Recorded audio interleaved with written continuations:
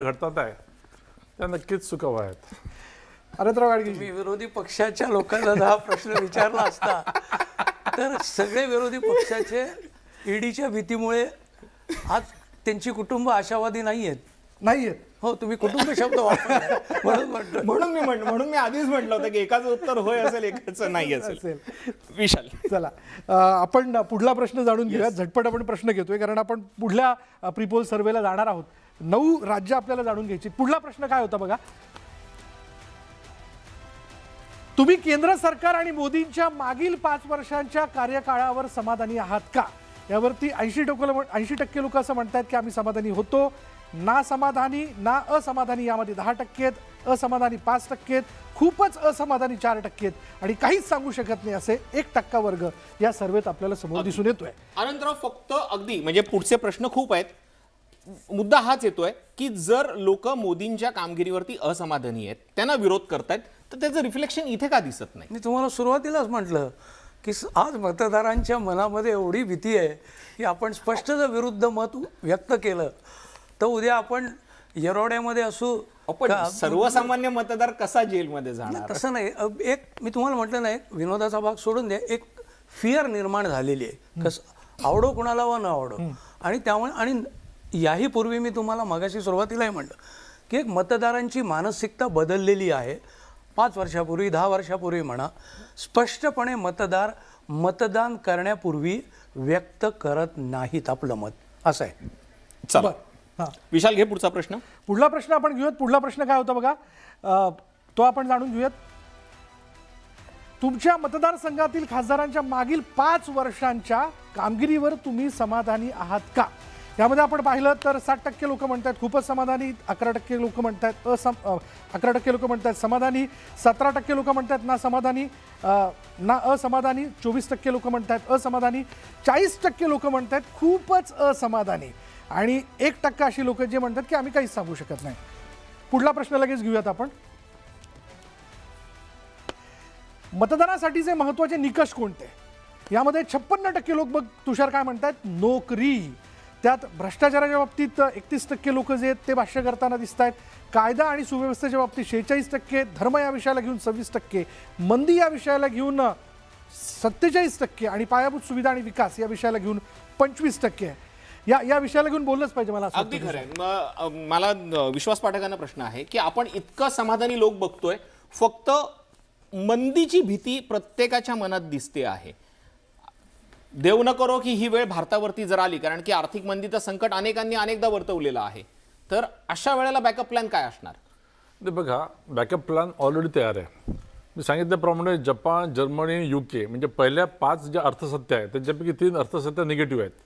आज जागतिक GDPचा जो ग्रोथ रेट आहे तो आज 2% कमी आहे, तरी आपली अर्थव्यवस्था 8% वाढते आहे. त्यामुळे ज्या प्रकारे आपण इन्व्हेस्टर्सच्या मनामध्ये आंतरराष्ट्रीय स्तरावर एक विश्वास निर्माण केलेला आहे, गव्हर्नन्स लेवल हाय केलेली आहे. आज 100 रुपये पाठवलेले तुमच्या खिशात 100 रुपये जातात आहे.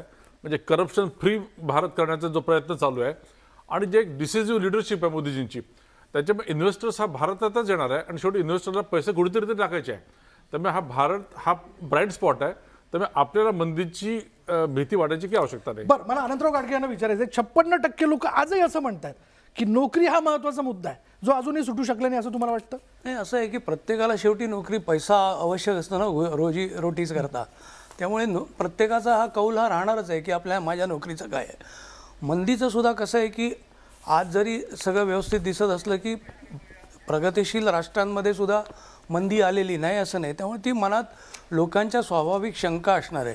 पूर्वीचा जो तुमचा याच्या अगोदरचा जो प्रश्न होता त्याच्यावर मी 1 मिनिट बोलतो की देशामध्ये, आणि हे कदाचित ॲग्री होतील त्याला, काय झालेलं आहे मतदारांमध्ये आज कॉर्पोरेटरचं काम काय आहे, आमदाराचं काम काय असतं, लोकसभेच्या खासदार किंवा राज्यसभेच्या खासदाराचं काय असतं याची स्पष्टता राहिलेली नाही. मी मतदान केलं आहे ना तुम्हाला, आता माझी सगळी कामं तुम्ही केली पाहिजे, असं आहे. म्हणजे आता मी तुम्हाला सांगतो, कॉर्पोरेशनच्या लेवलची कामं आमदारांना करावी लागली. मला अनेकदा पुण्यामध्ये फोन यायचे लोकांचे, किंवा आमच्याकडला कचरा हलवलेला आहे, आमच्याकडे पाणी बंद झालेलं आहे. सर आपण पुढच्या जेव्हा राज्यनिहाय जेव्हा आपण चर्चा करणार आहोत तेव्हा आपण याच्यावरती निश्चितच चर्चा करू. पुढचा एक महत्वाचा प्रश्न आहे की नरेंद्र मोदींच्या कामावर प्रभावित होऊन तुमच्या मतदारसंघात परिचित नसलेल्या भाजपा उमेदवाराला तुम्ही मतदान कराल का? जो मगाशी आपण चर्चेमध्ये मुद्दा घेतला होता. 85% लोक हो म्हणतायत की फक्त आणि फक्त मोदींच्या कामावर आम्ही प्रभावित आहोत. 11% लोक नाही म्हणतायत आणि 4% लोक म्हणतायत सांगू शकत नाही. अनंतराव गाडगीजी, थोड्यापूर्वी तुम्ही मुद्दा मांडलात की काही लोक पक्षाला पण मतदान करतात, काही लोक फक्त उमेदवाराला पण मतदान करतात, पण यामुळे हा पॅटर्न बदलेल असं तुम्हाला वाटतं का? मी परत पहिल्या मुद्द्यावर येणार आहे की तुम्ही कुठे सर्व्हे केलात?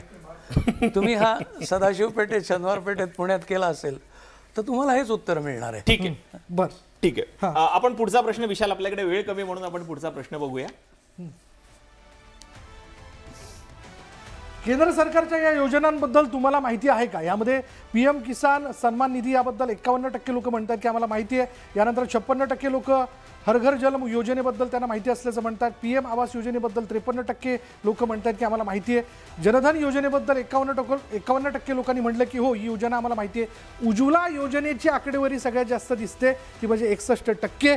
आणि आयुष्यमान भारतच्या बाबतीत 40% लोक म्हणतात की हो, आम्हाला ही योजना माहिती आहे. पुढलाही प्रश्न आपण जाणून घेऊयात. पुढला प्रश्न काय बघा.